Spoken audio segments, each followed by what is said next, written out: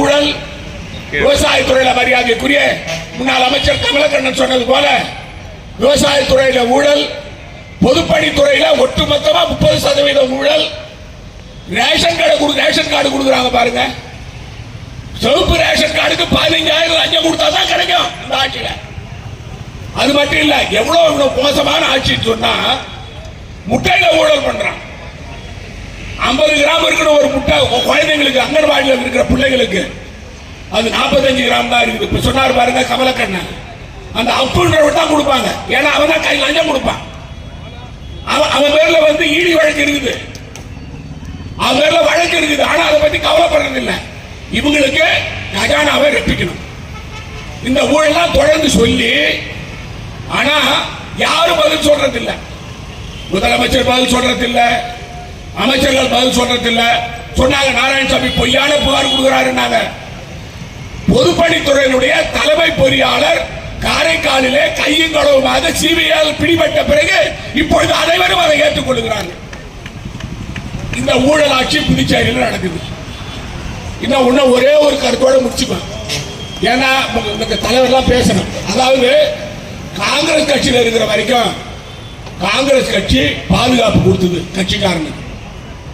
நம்முடைய காங்கிரஸ் தொண்டன் தாக்கப்பட்டான் காவல்துறை அதிகாரியால.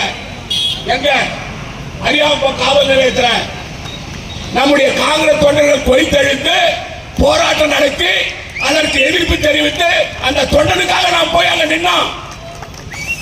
காங்கிரஸ் கட்சிக்கு அப்பொழுது தெம்பு வந்திருக்கிறது. ஆனா இப்ப என்ன நடக்குதுன்னு சொன்னா, ஒரு வருஷத்துக்கு முன்ன செந்தில்குமார் காங்கிரஸ் கட்சியுடைய பொறுப்பாளராக இருந்தார். அவர் இளைஞர் காங்கிரசுடைய அந்த பகுதியுடைய தலைவராக இருந்தார். காங்கிரஸ் கட்சியுடைய செயலாளராக இருந்தார்.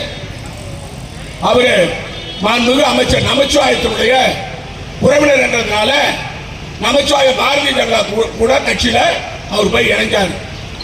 அவர் இணைஞ்சு 2-3 வருஷம் கழிச்சு சுமார் ஒரு வருஷத்துக்கு முன்ன வில்லியனூர்ல படுகொலை செய்யப்படுகிறார்.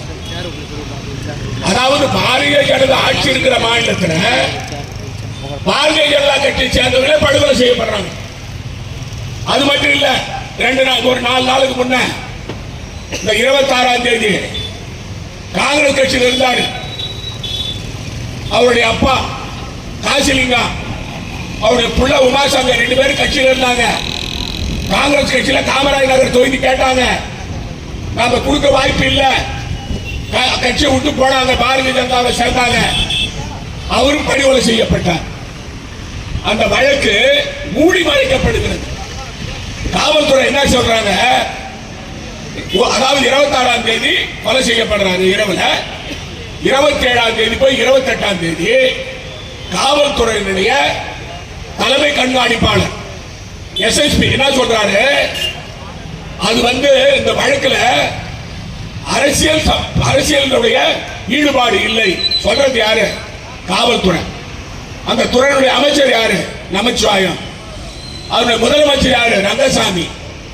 ஏதாவது இந்த புதுச்சேரி மாநிலத்தில் நிலம் வீடு அபகரிக்கிறது சொன்னா பாரதிய ஜனதா கட்சி என்ஆர் காங்கிரஸ் தான் ஆட்சியில் இருக்கிறது அபகரிக்கிறான்.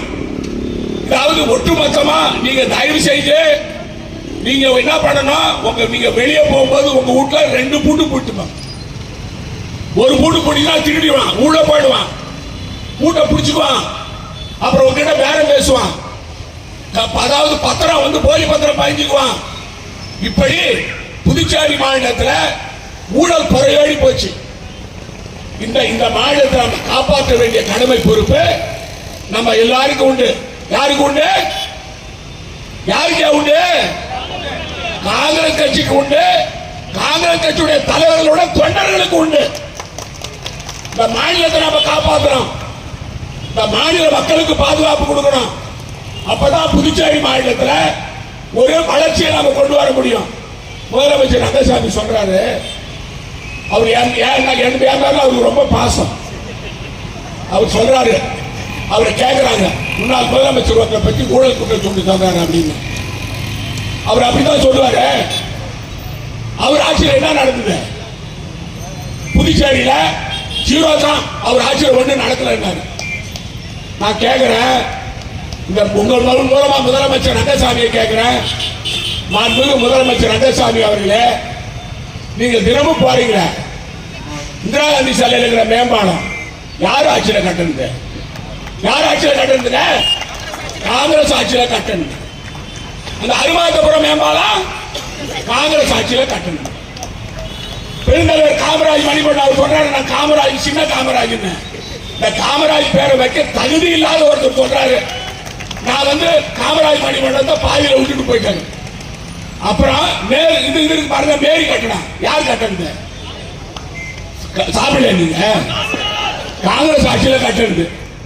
அது மட்டும் இல்லாம அங்க இருக்கு பாருங்க ஒரு கன்வென்ஷன் சென்டர் சாராயால பக்கத்துல, அதை கட்டுறது யாரு? நம்ம ஆட்சியில. காரைக்கால்ல இப்ப கவர்னர் மாளிகை ஆக போகுது, அது கவர்னருக்கு அதை கொடுக்குறாங்க அந்த இடத்த. அது மட்டும் இல்லாம காரைக்கால்ல நேரு மார்க்கெட் நம்ம கட்டணும். காரைக்கால்ல ஒருங்கிணைந்த நீதிமன்றத்தை நம்ம கட்டணும். அதாவது புதுச்சேரியில முதல் முறையாக மாநில பொறியியல் பல்கலைக்கழகத்தை கொண்டு வந்தது காங்கிரஸ் ஆட்சியில. ரங்கசாமி என்ன செஞ்சார் 4 வருஷமா? ஏதாவது செஞ்சுக்கிறாரா? ஏதாவது ஒரு மேம்பாலம் கட்டிக்கிறாரா? ஏதாவது ஒரு தொழிற்சாலை கொண்டாந்துக்கிறாரா? 10,000 ரெஸ்டோபார் கொண்டாந்து. ரெஸ்டோபாரை தவிர அவருடைய முதலமைச்சர் ரங்கசாமியுடைய சாதனை ரெஸ்டோபார் கொண்டாந்ததும் டிஸ்டிலரிக்கு பெர்மிஷன் கொடுத்ததுதான், அதுவும் லஞ்சம். இந்த தவிர அவர் ஒன்றும் செய்யல. அதனால அதாவது இன்னைக்கு பார்த்தேன் நான் சமூக வலைத்தளத்தில் ஒரு பத்திரிகையாளர் கேட்கிறான், அவர் பைத்தியக்காரன், அவன் கேட்கிறான் இந்த டுபாக்கூர் ஜான்குமார் கிட்ட. அவன் என்ன கேட்கிறான், நாராயணசாமி பாஜக வந்தா நீங்க ஏத்துவீங்களான்னு கேட்கிறான். கேட்கிறவன் ஒரு லூசு, அவன் லூசுனா கூட பரவாயில்லைங்க, பதில் சொல்ற ஒரு பசுடு. அவன் என்ன சொல்றான், அவர் காங்கிரஸ் விட்டு பாஜக வந்தா நாங்க ஏத்துக்கிறோம், அவருக்கு நெல்லித்தோப்புல சீட்டு கொடுக்கறான்றான். என் நிலைமை என்ன ஆயிடுச்சுன்னா, ஜான்குமாரி எனக்கு சீட்டு கொடுக்குற நிலைமை எனக்கு வந்துச்சு.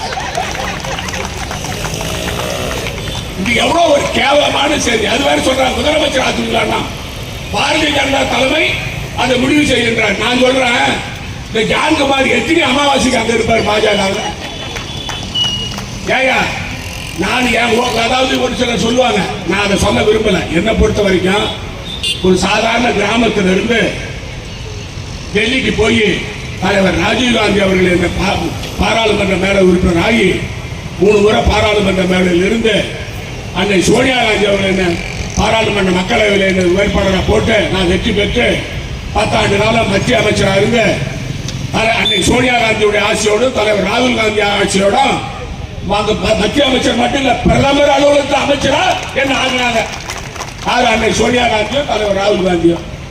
அது மட்டும் இல்ல புதுச்சேரி மாநில முதலமைச்சர் ஆகினாங்க. நான் கட்சி மாறுறேன்னா, நான் இறக்கும் போது காங்கிரஸ் கொடியோட தான் போகணும். நானு அதாவது இந்த ஓடுகாரிகள்லாம் நீங்க உங்களுக்கு எல்லாரும் தெரியும். இப்ப நடக்க போற சட்டமன்ற தேர்தல் 2026 இது நமக்கு அக்னி பரீட்சை. 2024 மரியாதைக்குரிய வைத்திலிங்கம் அவர்களை அமோகமா வெற்றி பெற செய்தீர்கள். உங்களுக்கு நன்றி சொல்ல கடமைப்பட்டிருக்கிறோம். நான் உங்களை கேட்டுக்கிறேன், எல்லாரும் எழுந்துக்கிட்டு 2 கையை தூக்கி நான் சொல்றத சொல்றேன். எழுந்துங்க பாப்பா, எல்லாரும் எழுந்துருங்க, எல்லாரும் எழுந்துருங்க, எல்லாரும் எழுந்துருங்க.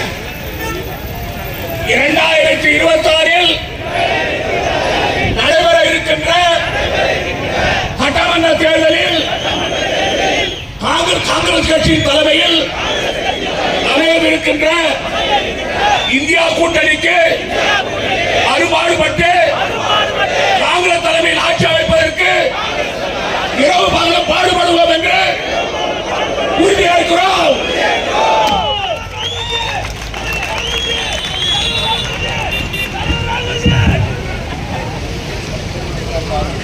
தமிழகத்தில் கிராமம் தோறும் காங்கிரஸ் என்று சொல்லக்கூடிய ஒரு திட்டத்தை செம்மையாக செயல்படுத்திக் கொண்டிருக்கக்கூடிய